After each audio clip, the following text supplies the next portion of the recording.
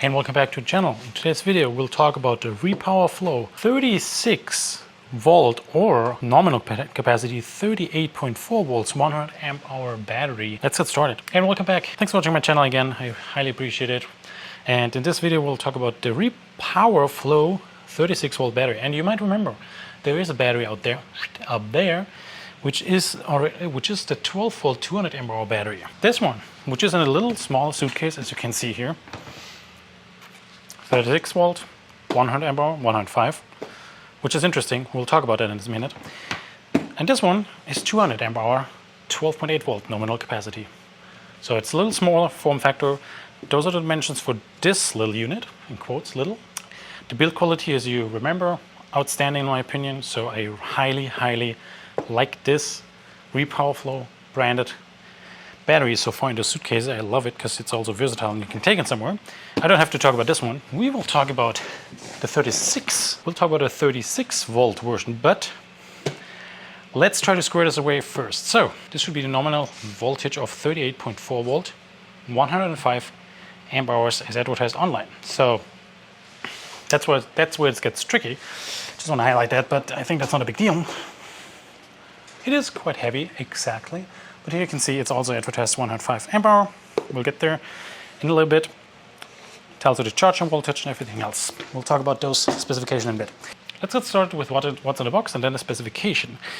So what's in the box, you can see everything basically here. The suitcase itself with the battery, all cells inside, BMS inside, etc. Comes with a user manual, which is nicely packed. That's pretty much all. We'll reference here a lot later. We have a charger, which does have an Anderson connector over here. So that's one thing. And it does come with two Anderson connectors or adapters here. One you can bolt to the terminals or just the alligator clamp style, whatever you prefer. Then, which is pretty cool, it does come with a smart battery LCD. And you can turn it on and off in case you want to see what's actually going on. Hope you can see that here. And then it comes with a strap to strap it on. And now we go to the specification because I have a lot to talk about that before we do testing, teardown, everything else basically. So that means specification wise, when you look at the Amazon link and also with the label sticked to the side, which I showed you already, it's 105 amp hours. So that's what we're working with. That's what I assume this battery is at the moment because that's what it was advertised online. Regardless of the manual we see with 100 amp hour. I think that's just a typo or something they need to readjust, which is usually not a big... Those batteries are meant to be for golf carts drop-in, but I heard already from a manufacturer that a couple of people might reach out and say, hey, the sizing, everything else doesn't work because it's a suitcase, it's bigger, maybe wider, etc. So here are the dimensions of this battery. A little bit less than 20 here, including those terminal caps, which are also included. I didn't mention that. And yes, the smart battery LCD you can take off. I bolted, screwed it in already. We'll get there as well a little bit. Then we have around 14.5 in width. And when it's standing like this, we have a little bit less than 9 inches in height. And that's regarding the weight. So when you have the 36 volt batteries you put into a golf cart, you usually have a certain size, and then you connect them in parallel or series depending on what you buy, and then you have the size, right? So this might be a little different size, so it might need some adjustment in your golf cart, or you just don't drop it into the space where it's where the old batteries are in. Just want to throw this out that you work with that information. We'll talk about the charger a little bit later. We'll do a little test there as well. I did already a capacity test. I think that's something we'll do first before we open everything up and look more in depth and do some reading and testing everything else on here. So just that you know what we're working off. So let's do the capacity test. So I just finished charging, and if we could look here, you can see it, and it's hard to read right now, I guess, but here you can see it is charged 100%. So it's pretty cool to see. Let me reset everything. Let's get started with the capacity test and see how much we can pull.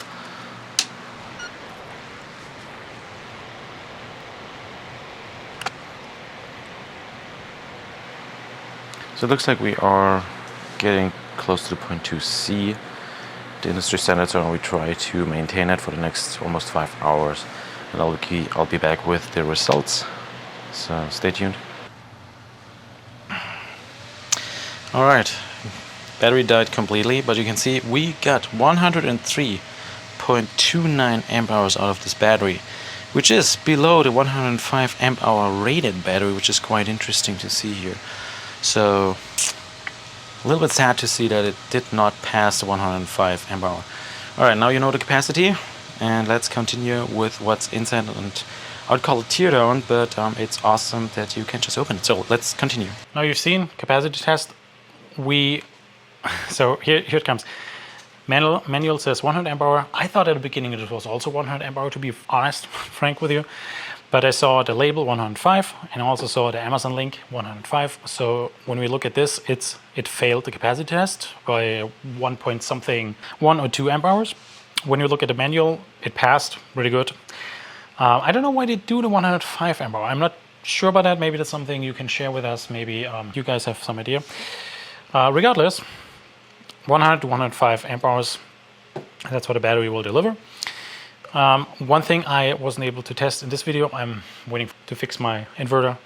I wanted, because this is a battery which is used or meant to be pulling a higher load, and the BMS and everything else we'll talk about now. Oh, and of course the M8 bolts in here. Besides those caps, they are of course included in the shipping as well, which I didn't mention. We do have a little handle here. When I say little, with this weight of almost 68 pounds, it's quite heavy to carry, but it is easier to carry this one than 3 individual batteries, obviously. So the charger we have here, it's a 43.8 volt 20 amp charger. So the 43.8 volt, that's where you want to charge the entire package up to. That's when it's 100% full. So the operating voltage is 38.4 volts, even though the 36 volts is like what people use all the time, and they would all the time say, hey, do you have a 36 volt battery? Oh, this is a 36 volt powered golf cart, right? And we have a maximum continuous charge of 100 amp, and the maximum continuous discharge current is 200 amp with this. So that's something I need to test. I want to make sure that this is actually not only advertised, it's also working. What's pretty cool, I feel like so far RePOWER Flow, they were super responsive to all my questions and when it came to issues and stuff like that. So not only were they building high quality with the previous model I saw, or the other model, I'm really curious to see this one. So that means let's continue. It does come with an app, which is quite cool. And you can, of course, connect it, and we will use it also for the low voltage disconnecting. It's using the typical app, Xiaoxing Electric or whatever it's called. I'm sorry about my pronunciation, might be totally off. But you can, of course, connect it through the same app, which is nice, not a new app. It tells us it has prismatic cells. We'll see that in a little bit. And the max discharge current of 1 second, 300 amp. So we'll see how that actually holds up to, hopefully in a follow-up test. So I'm sorry about that I can't do it in this test, but I wanted to get this out because it's hanging out here too long, and I really wanted to test it and want to open it and show it to you. As mentioned, good quality stuff I like to show. Anyways, then there's other stuff, just information in this manual, which you can, of course, read through it. It's just amazing in my opinion. It is actually a good manual. It has a lot of information there. And then it shows you also the battery capacity, especially for this 38.4 volt, supporting connecting up to 16 identical batteries in parallel. In parallel means you will increase the amp hours. It's not supported to connect in series. Sorry, I started with the capacity test first, but I want to make sure you understand where I got confused with 100 amp hour or 105. So that's why I changed the order a little bit, but I hope that made sense and was kind of going over pretty easy. So now we want to open it up, look at the build quality, and also do some testing. So I saw when it comes to protection, here it says robust 200 amp hour BMS protect, 100% full protection, overcharge, over discharge, short circuit, overpower, overcurrent, and high and low temperature protection. When it comes to that, we'll check it out and see what it actually means. So right now, let's check out the build quality and then we'll do the testing. Okay, so we have those latches to open the battery. Those opening up, we have a little air flow, I guess, valve over here, which you can open and close. we do have on this side, of course, the BMS information for the Bluetooth app. We have positive, negative, and we have the connector for the monitor here as well. That's all connection it actually has. I like this top part a lot because it is just simple. On the other side, there's a little sticker, as I showed you already, which is peeling off a little bit depending on where you have it stored or carrying it around, etc. So that can happen, obviously. But when we open it, did I open everything? Yep. By the way, it does have also those little locks here, or you can provide a lock and then just lock it in place on both sides. Opening it up, there we go. And as always, I start to be, wow, that is impressive to look at it. The entire space is used. You have a little smell of glue here. I'll explain in a little bit why. But what you can see here is actually steel. So this is a steel frame what they put in here. So that means there's an entire frame on the sides.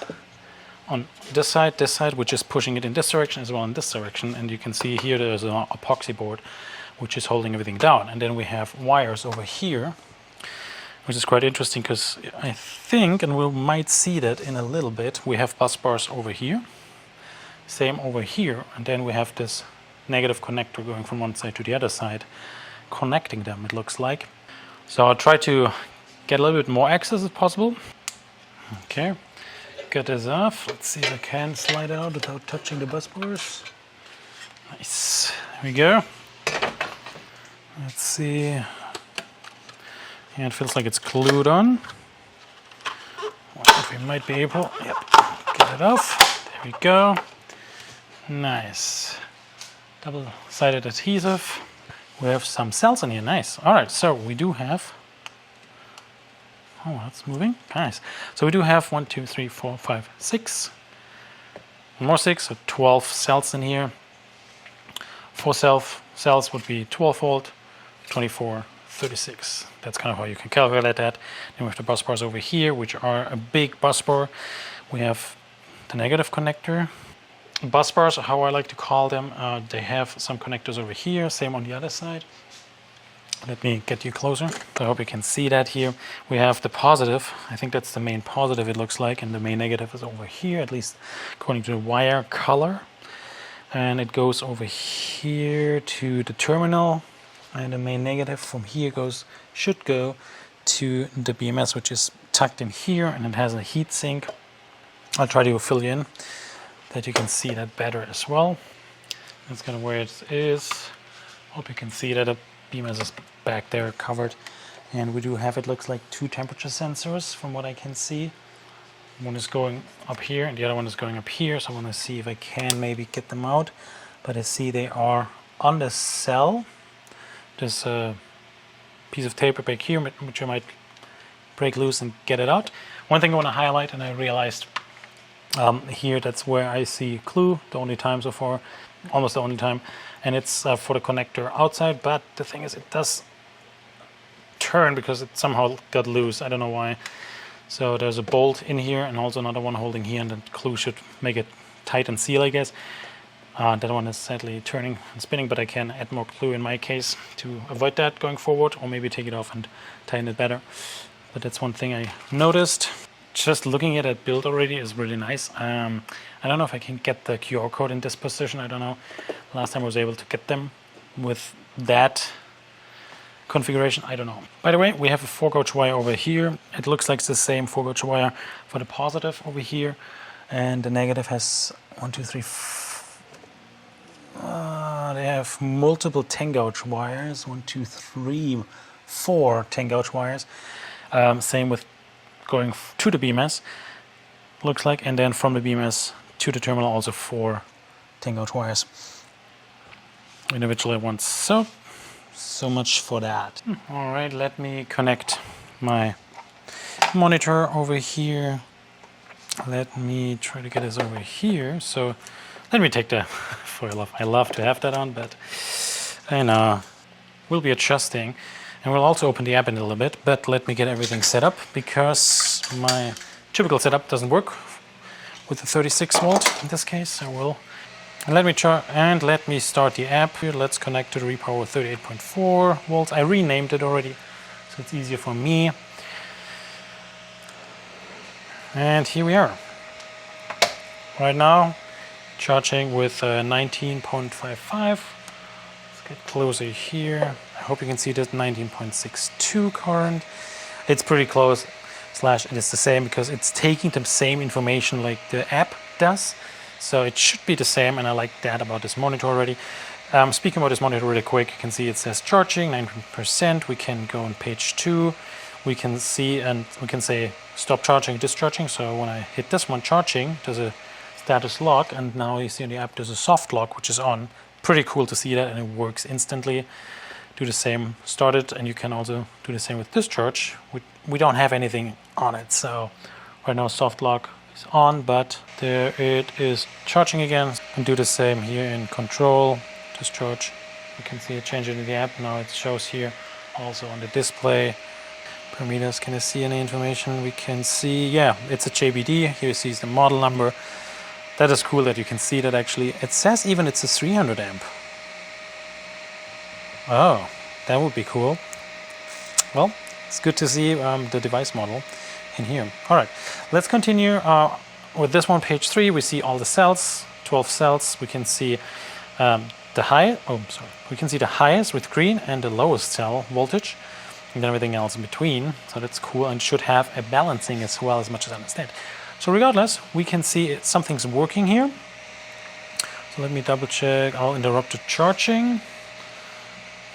And now we can see there is some standby happening. So going back, so it means I will be using the heat gun first, and we'll see what it will throw out. So we do have the capability of seeing in the app whatever means and protect the cells or the battery is happening at the moment. So for me, that means I'm plugging in the heat gun.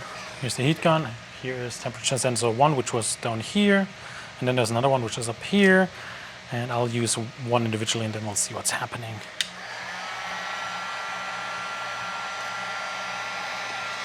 And we'll go here first. So we should see in the protection area something as well. Scrolling up, changer over temperature protection. You see the MOS is at 82 Fahrenheit, or 3 was even higher. I don't know if you see that. Now the protection is off, and it can start charging again. It's nice to see. Good, it works with the first temperature sensor individually. Let's do the second. And now we're looking at MOS 2. Stop here. It's more than 225 or whatever. 220, then charge over temperature protection on. Perfect. So both work individually, and individually they would trigger the overheating in case there's something going off with the cells. It's really good to see. Next test is the duster, the overall cold temperature, to see if they work individually as well. And then we'll work on, most likely, if it does have the low temperature cutoff protection or charge protection, then we'll test it with with the ice pack. There it is. All right, let me go ahead, duster over here. Should trigger number 3. 11 Fahrenheit, it's already pretty low. That was too quick. Minus 27.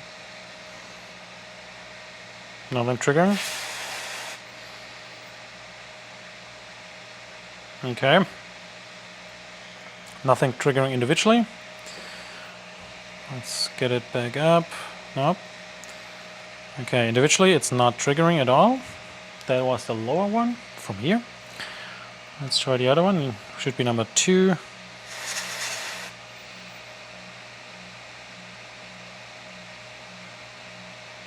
Oh, okay, also not triggering.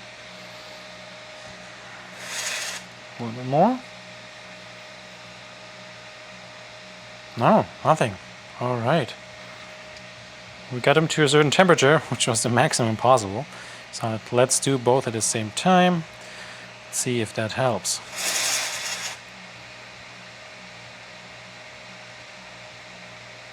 Oh man, it did stop. Yeah. Okay, both have to be triggered. Change on temperature protection. Okay, it works.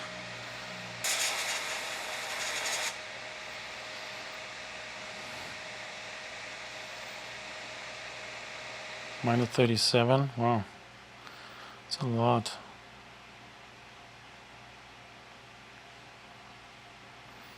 One is already above 0 Fahrenheit. 12, 20 Fahrenheit, and it kicks back in. What it is, I'm not sure about the setting here, but you need to have both be cold enough. Okay, that does make sense, I guess, for the environment, because the environment temperature would be like that. Now we will try to do that with the cooling pads. Let's see if we can even trigger that at all. We are at 20 Fahrenheit already, which is below 32 Fahrenheit, which is 0 Celsius.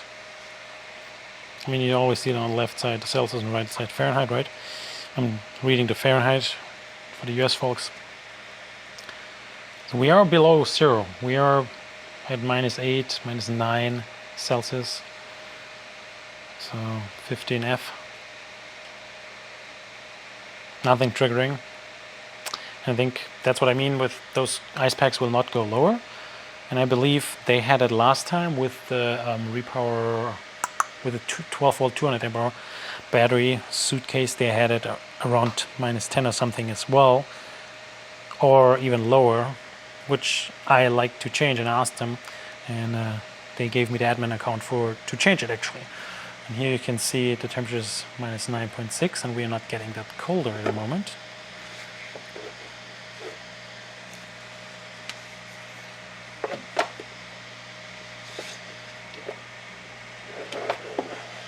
Bummer. Cannot change the setting.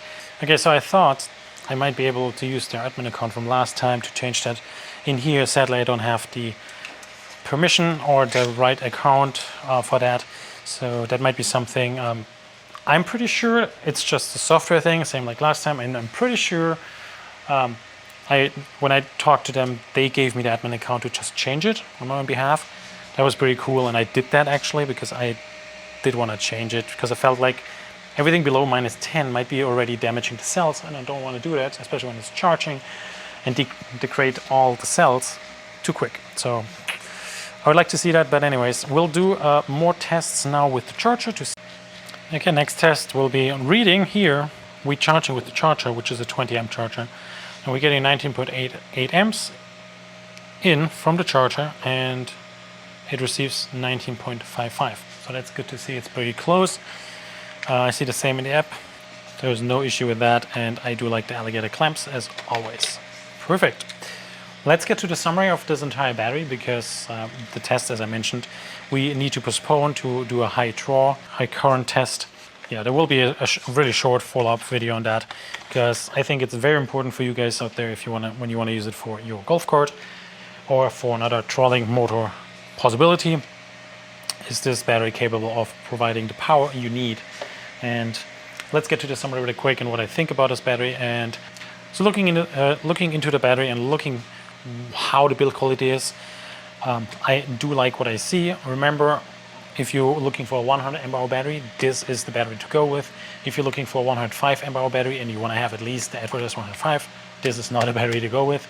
I'm pretty sure there will be some adjustments made afterwards when I talk to them, I guess. But it is, as always, a very high build quality in my opinion. You see they use steel to compress it. The only thing what they might not have is for expansion and contraction here. There's no hump or anything like that, so if that's happening, it might stress the terminals. But it is so tight in here, and you can see there's high density foam to protect them, to not touch the steel immediately. Both sides, you can see we have the epoxy board not only here between those two sides, but only in between every individual cell. That is a really high quality. I don't see any torque marks over here, so that might be something. It's maintainable, so you can actually tighten it if needed. It should not happen, but who knows. The temperature sensors, they were with tape glued to the cell here, or to the frame, and then tucked in. They were a little loose hanging around here on the side. Same down here, were just dingling around. So they were not really touching the cell, which you know, the probe, the front, should touch the cell, like so. That's how it should be. There's space in between. So it's going off the ambient temperature in here, which would be great to see that as well if they can adjust it, because it's just one extra little step, which would be amazing, to at least give a proper reading, not just the ambient temperature, because when it's going below, so the high temperature cutoff, that will work. The low temperature individually, each probe, which is cool to see, both of them here. The low temperature cutoff is too low in my opinion again, and I would work with them to get the admin account and change that in my setup, because I don't want to have damage to the cells quickly, because it depends where you are, so you might not even need that and you don't care about that. But if you're living in a cold environment or you want to use some cold temperatures, you want to be protected. The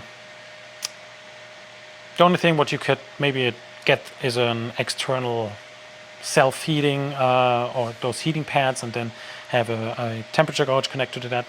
That would be something you can do always. But because you have access here, you can include them maybe to the cell. Just my thoughts. But when it comes to the low temperature cutoff, I'm sad to see it's still lower than what I expected. We'll talk to them. I want to understand that again. Still, build quality outstanding, except for maybe over here, the temperature, the connector to the smart battery LCD, what they call it. That's the only thing. It works amazingly easy, except for the discharge, which was weird that it just stopped. So I'm going to stop charging right now. Now it says, yeah, no, nothing charging, exactly, standby. Say, turn it off. It locks it. Go back. It says normal again. So then it works when it's charging. It doesn't work, it looks like. So there might be some safety feature for that as well. Not sure about that. But it's really nice to see this. So this can be mounted somewhere where you cut a hole, and then it has a rubber gasket, and it can be mounted in your golf cart or boat or whatever you want to use that. And what's cool about a Suitcase, and that's what I want to highlight here again, the Suitcase battery you can carry around with the handle. It's heavy, but it's very versatile, flexible. You go on a boat, additional battery, you want to have additional storage, you want to have additional power or something like that. You can easily connect it to this battery and take it away. If you want to have a fixed installation, why getting a Suitcase? That's a good question. If you have the space, why not? Because you can always take it out. You have here, oh, interesting, you don't have a rubber seal. Oh, that's a bummer. I was hoping to see a rubber seal. I didn't mention it, but oh, I'll show you what I mean. So up here, there's no rubber seal in here. There should be rubber seal. Okay, there's not, so it's just plastic on plastic. Oh man, I wish this would not be the case. I wish there would be a rubber. I felt like the last case had that. Yeah, just checking. Oh man, I was just checking the 200 amp hour case, and it does have the rubber seal. Maybe they lost it or forgot to put it in. That should not be the case. I'll owe you an answer on that as well, and I'll try to get that answer as well for you. So we have 2 follow-up action items for me, which I will take for you guys. I'll do the high current draw test, discharge test, and I'll also double check with the 3 actually, the cold temperature, low temperature cutoff. And I also will ask about the gasket here, because that's must-have kind of thing for me. It needs to be sealed, especially when you want to have it outside, dirt, water, stuff like that. So let me know in the comment section what you think about this battery, and what would be your use case for this, besides a golf course, maybe a boat, marine crate. What is your use case actually? So I'm really curious what you think about it and what you would say. Highly appreciate it from me when you like the videos, what I'm doing. And also subscribe to the channel. That helps me and the channel to grow, and also helps me to do more stuff like that and even more. So stay tuned. Thanks for watching. Cheers!